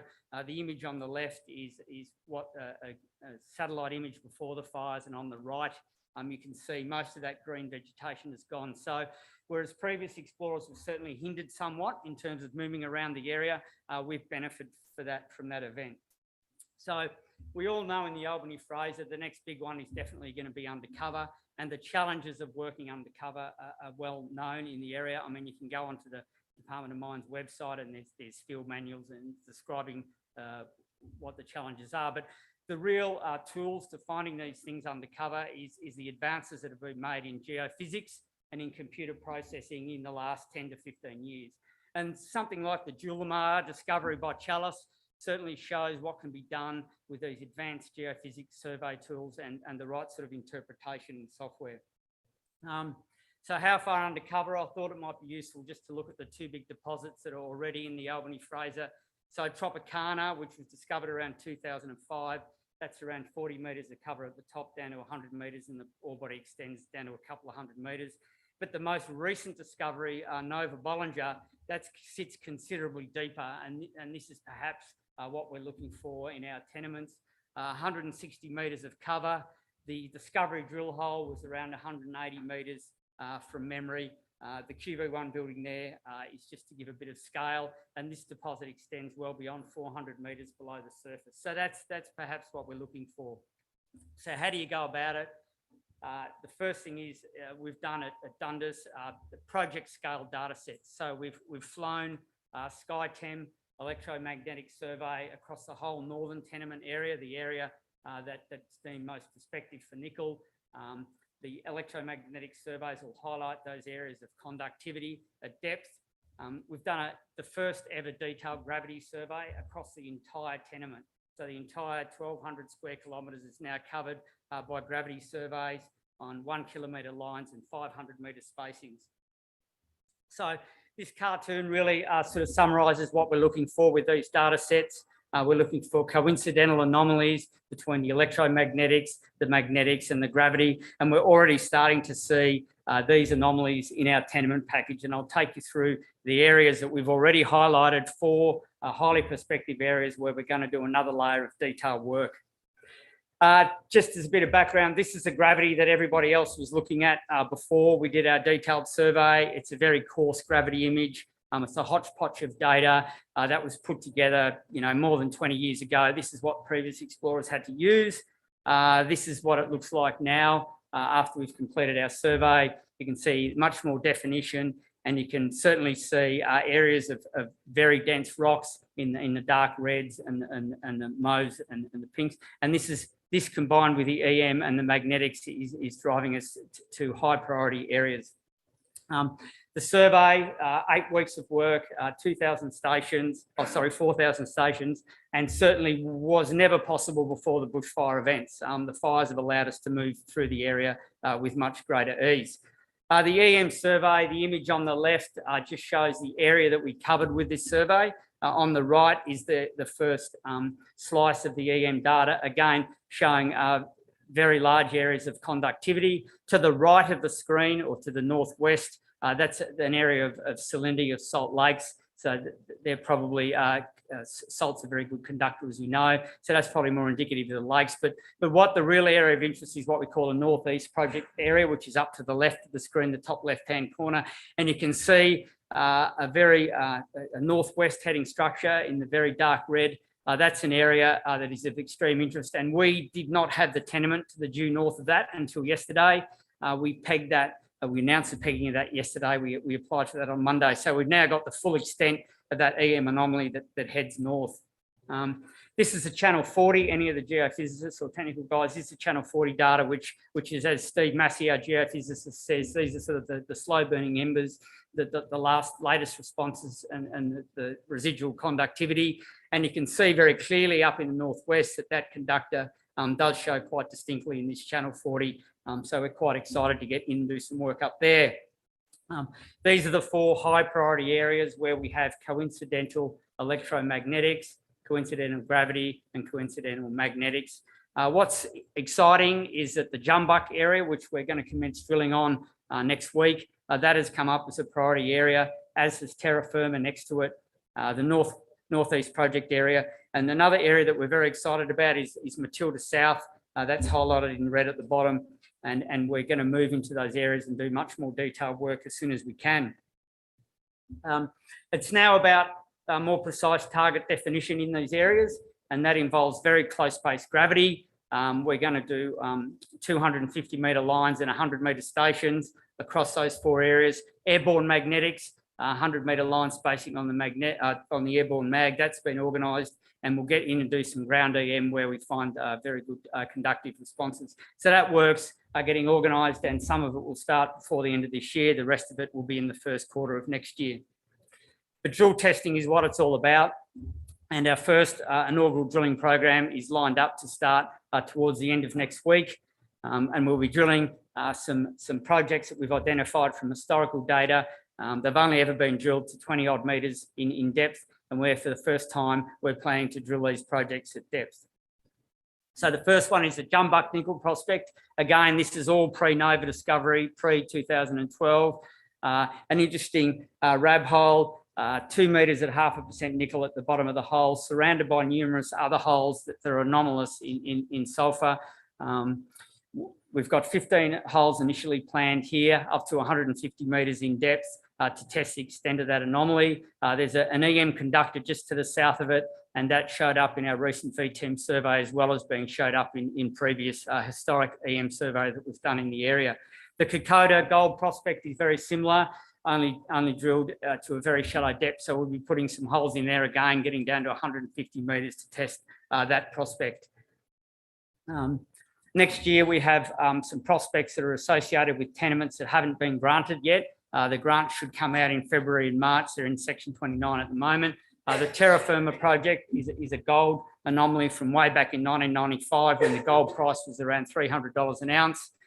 4 metres at 1 gram a tonne at the bottom of the hole, probably not economic in those days. There's never been any follow-up work. This hole was not on the GSWA digital website. It was found by Mike Northcote, our exploration manager, trolling through some old exploration reports and hard copy reports, and bang, came across this anomaly, this drill hole, and we immediately pegged the area, and we were drilling that hopefully in 2022, along with the Mulga prospect, which is very similar to Kokoda. It's been shallow drilled gold anomaly, and we look forward to getting into that. But it's Matilda South that we'll be doing immediate gravity later this year, and we'll be planning some drill holes to test that anomaly next year. So we have a fairly rich pipeline of activity and news flow, drilling, close space geophysical work, and then drill results, and then planning our programs for 2022. A small team, but very busy. And as we all know, working in junior companies, the advantage of working in small teams is you can make nimble and quick decisions. There's no bureaucracy, and we're certainly getting out and about, and we're doing what our shareholders expect, and we're exploring with vigour.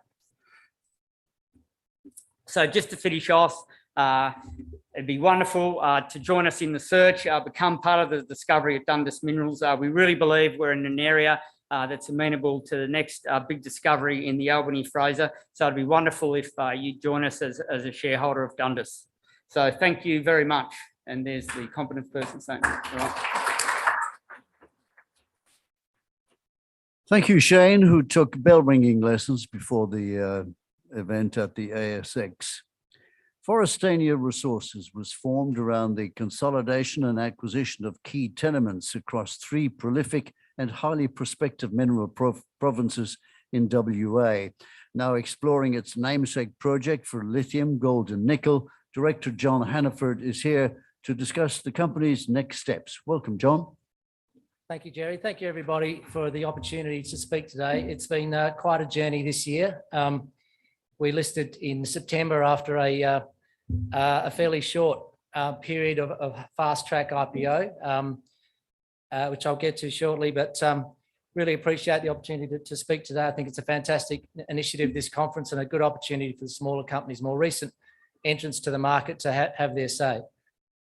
Firstly, a quick acknowledgement of country. We are very respectful of the land that we are operating in, and as explorers, we are certainly, we leave a footprint on the land, and we're respectful for the opportunity to actually participate alongside the traditional owners. Disclaimer as usual. A bit of background on this slide as to what we are and how we got to this position. David Izzard and myself set about looking for high quality, high impact projects several years ago, and we established, we looked at what has the potential to host a major discovery, and so we look for areas in prolific mining jurisdictions. We look for areas with substantial scope for a major discovery, and the first project areas we looked at and we secured were in Leonora, where we've joint ventured with 2 guys who become part of our team, and they were looking for granite hosted gold projects, and secondly we had secured some ground around Southern Cross along a major granite greenstone contact. Both of those project areas are still predominantly applications, so we were still on the search for our major more advanced project. Late last year we were offered the opportunity to have a look at Firefly's Forestania project, and that for us was a unique opportunity in a very competitive landscape to secure such a large but well-endowed project in a major province. So we secured that with an option. As I said, it was fairly fast track. Firefly, as you may know, was in a scheme of arrangement this year with Gascoyne, which became a hostile situation, and we were in the background trying to complete our deal and get the job done. So congratulations to my team who are here mostly today, but it's a fantastic effort. But now we find ourselves with a wealth of opportunity to really get into this package and to see if we can find another major deposit. So the Forestania project is our key project. As I said, it's a rare consolidation of major tenure. It has, I suppose, a rare distinction of being a host to three major commodities in major mines, being lithium, gold, and nickel, which we'll get to shortly. A quick corporate overview. Recently, 34 cents. We listed at 20 cents at the end of September. The 51 million shares on issue, so we're fairly tightly held. The top 20 have 68%. That's made up of high net worth, plus a board and management, and Firefly as a 12% shareholder. Currently got $4 million in the bank and a market cap of 17.4 million. So that gives us some fantastic opportunity on the back of some exploration success to really give shareholders a lift and create some value. The board and management team, we're a tight team made up of people who really started the company, myself and David Izzard. Billy Higgins is a technical non-exec. He's currently exploration manager with Capricorn. It's a wealth of experience in gold and particularly in the discovery of granite-hosted gold deposits. Ashley Bennett is his partner in the Leonora project. Simon Adams, the company secretary. We've also got some other technical expertise that I'll get to shortly that's helping us get into the lithium. We're very conscious of the world we live in and the market that we operated in, and our company values and ESG, I think, are really important to us and to shareholders as we aim to develop our way in the world. Focusing on ESG is very important to us, and being a miner within environmentally sensitive areas, it's really important that we put them in the forefront of all our activities. The Forestania project, I'll spend a fair bit of time here just to get appreciation of what we have and what the opportunity we have here. It's a consolidation of 100 k's of strike length along a major ultramafic belt.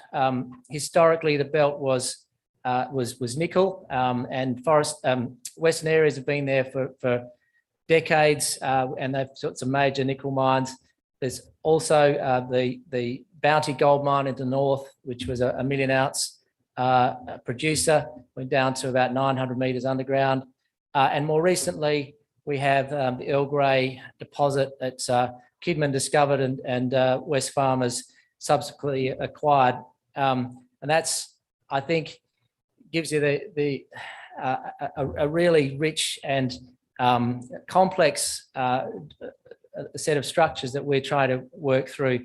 There's literally gold with lithium with nickel in the same small project areas. So trying to focus on one or the other is really a challenge.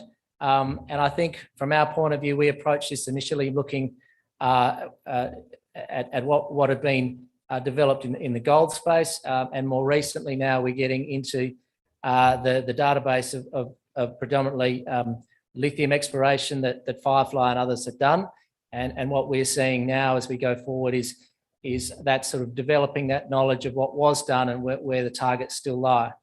So just to put this in, that's the Earl Grey in the top there. Our tenure runs north-south. We've secured these other areas to the east subsequently. The major advanced lithium prospect there is the giant pegmatite where Firefly recorded 33 meters at 3.2% lithium, and followed that up with another lithium intercept. That's the major advanced project which we'll be focusing on in our first drilling campaign for lithium early in the new year. That project also has a gold prospect there as well as nickel. Going further south with the Lady Leela project just out to the east here, that was a separate acquisition. We bought that because we believe it's one of those projects just been left overlooked by others. It's originally a WMC discovery drilled in 1999.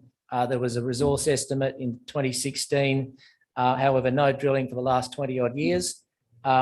It's, we believe, a Bounty lookalike potentially, only been drilled shallow depths, and there's a 24,000 ounce resource there, which we're following up. We've just drilled our first program there last month, and looking forward to results in the next couple of weeks.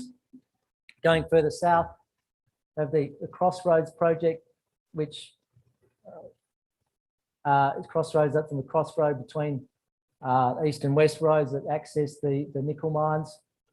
There's some historic drilling there, never been much done below the shallow depths, and again hasn't had the proper work. So we're doing further work over that with some geophysics at the moment. Oops.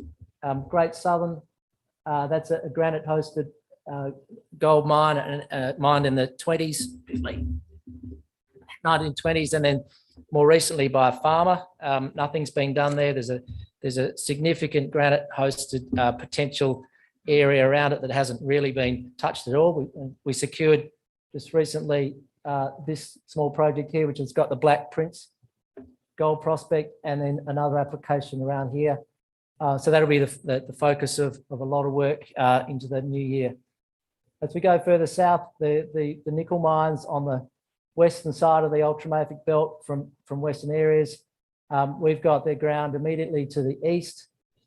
Nothing's really been done on that apart from some very cursory exploration from Firefly.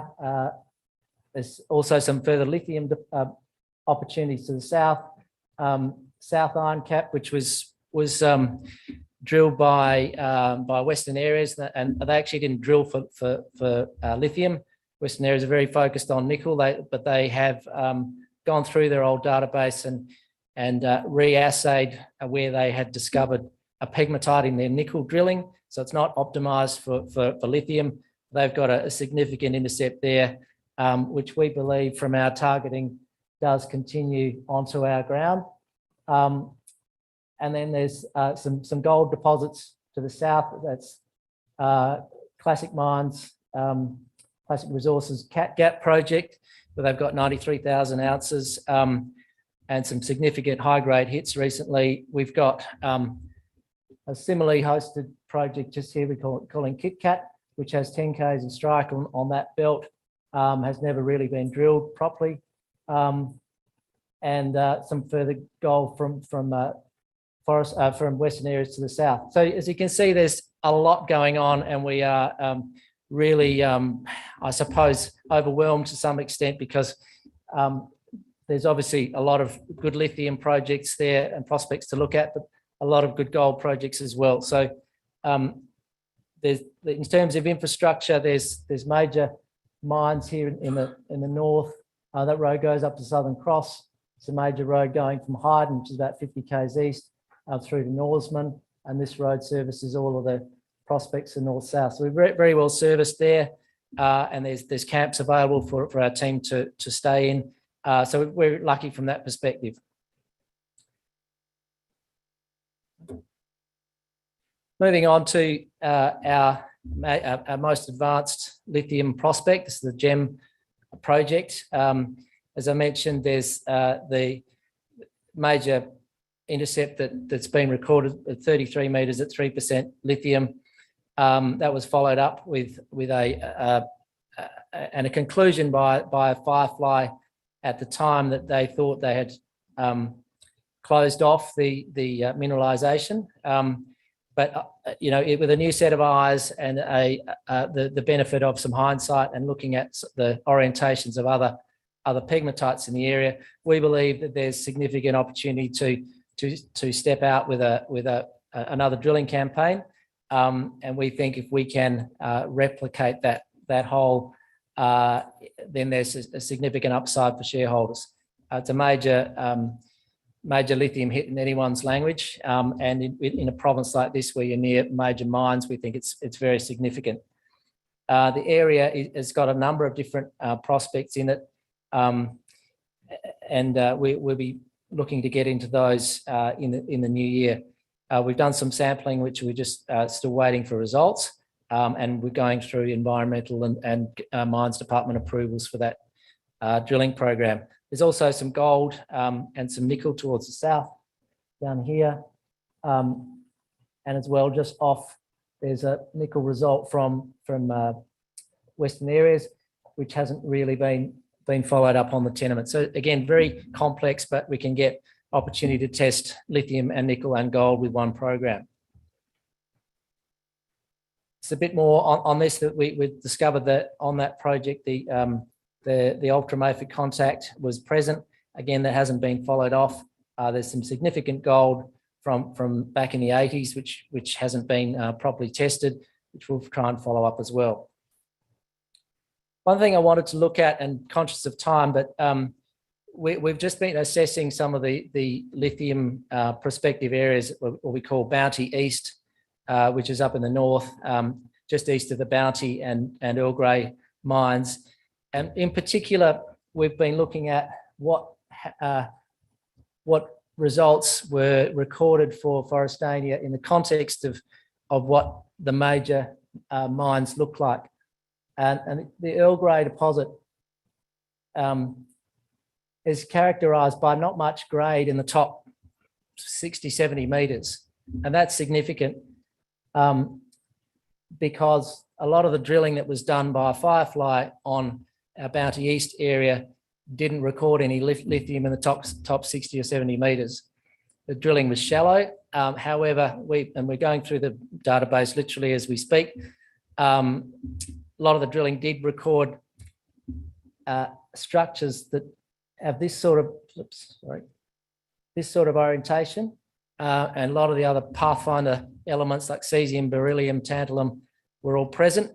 And so we're just formulating some targets to look to drill. But that's significant from our perspective because this is, again, similar to Bounty, where there was a lot of the lithium had weathered out of the shallower zones. And so we think going back to some of these areas which have been maybe drilled to a shallow horizon, but with a much deeper drill program as a way of just testing this theory is definitely worth pursuing, given that we are a small number of, we're out in this area here, just out to the east of the Bounty and Earl Grey mines. So that's something we've engaged Lee Betonnet, who was the expert consultant who consulted to Firefly when they designed this campaign. And he has now come back to the company, or come back to the prospect, and giving us some advice as to, in the context of what he had presented to them as their program, this is where we should be drilling. So we're really excited about that, and hopefully see some more news on that in the new year. I've left it pretty short, but the key takeaways that I'll get through to the key takeaways for the new year program. We're very active. We'll be drilling at Gem. We'll be doing further work on Bounty East. We'll be getting results from Lady Leela's gold, and then doing more geochemistry and geophysics with drilling after that. Thank you for your attention. We look forward to seeing you out in the booth.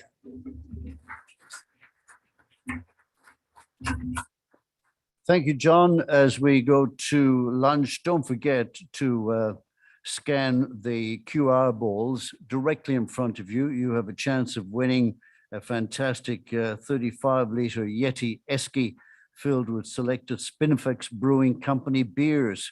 It'll be on stage after the next session. All right, go thee forth to lunch.